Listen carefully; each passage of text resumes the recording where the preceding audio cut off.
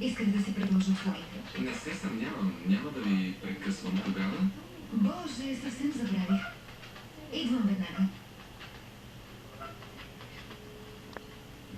Извинете ме, но закъснявам за среща. Да ти звънна ли по-късно, за да се доуточим? Непременно. Беше ми приятно. Благодаря.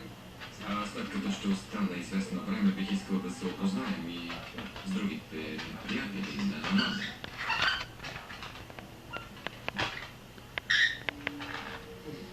И като стана дума, Шарлот тук е, ще ви благодаря. Опасявам се, че е на училище. Но съпругът на Аманда ще се радва да се запознае. Ще ви дам нещо.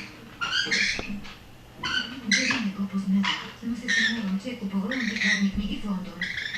Да не намекваш, че е втори Тайлър? Той беше болен, а и Лондон предсказуем. Но ако разбере коя съм, може да провери всичко. Ще го проверя. Докато падна експозиционна война с инициативата, това ще е приятно развлечение. Още ли не се подписали? За сега, за това е изолация.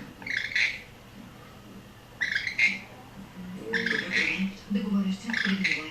Мислех, че не ти говори.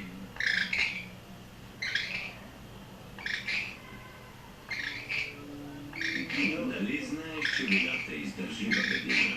Не можеш да я удариш в алкохол. Извинявай, че не понасям лесно като отнемането на човешки живот. Името Аманда Кларк продължава да звъни в ушите ми. Значи имаме нещо общо. Но докато ти се остави да се погълне с майка ти, предпочетохме да я възкресим. Като репнете името и на фундация. Доколкото си спомням, постъпихме по същия начин и след взривяването на Полет 197. От трагедията се роди нещо хубаво, което между другото ми помогна да спя по-добре.